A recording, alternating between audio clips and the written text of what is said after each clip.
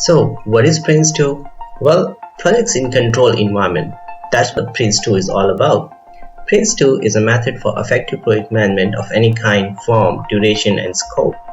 It's a structured project management methodology which emphasizes on dividing projects into manageable stages. Prince4 was derived from the earlier method called PROMPT, known as Project Resource Organization Method Planning Techniques. This PROMPT method was initially developed as a UK government standard for information projects. In 1989, the Central Computer and Telecommunication Agency (CCTA) adopted a version of PROMPT2 as a UK government standard for IT project management. They gave it name Prince, which was originally stood for Prompt in CCTA Environment. The first edition of Prince2 was released in 1996 as a generic project management method. Since then, Prince2 has become popular and now is a de facto standard for UK government for all project management activity. In July 2013, the ownership right of Prince2 was transferred from His Majesty Cabinet Office to Axelos Limited. Prince2 is a process-based method that gives you fundamental skill to become a successful project manager. It's completely scalable and it can be easily tailored to each project you undertake. So, how does Prince2 methodology work? Prince2 method defines what will happen from start to end of the project. However, it doesn't say anything about how things should be done. Instead, it stipulates what will be produced, by whom, and when. Due to its separation of production and management element within project, Prince2 is very well suited of combining various methods that deals with product creation. Like every successful method, Prince2 also follows some specific set of principles. Prince2 methodology works on a basis of 7 principles, and these principles cannot be tailored. These principles can be described as a mindset that keeps the overall project aligned with the Prince2 methodology.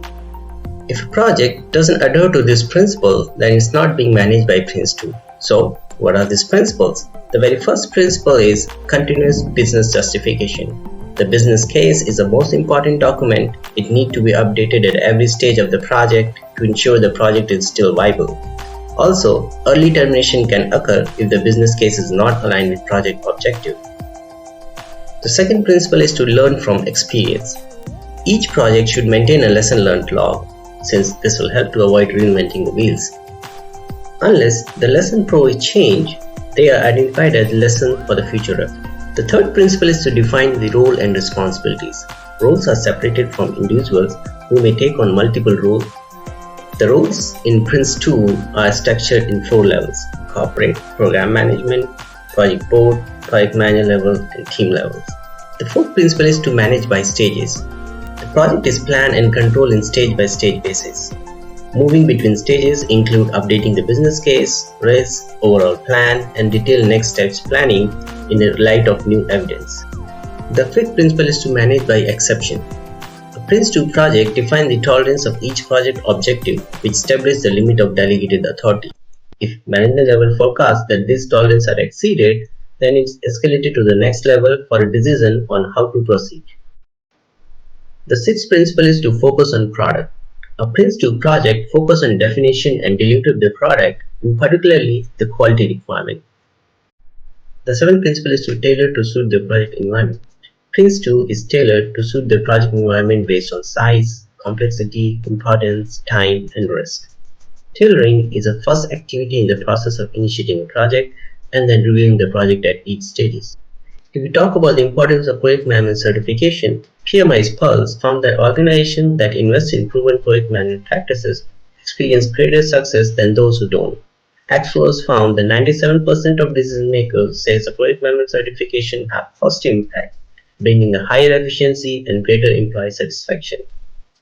So, now question comes, if PMP and Prince2 are both project management certification, then what is the difference between PMP and Prince2?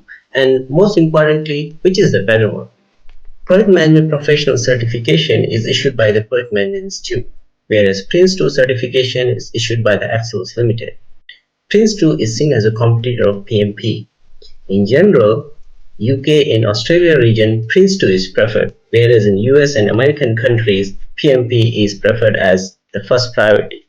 So, if you need your business to grow but failing on projects, then applying the Prince2 method is the right thing to do.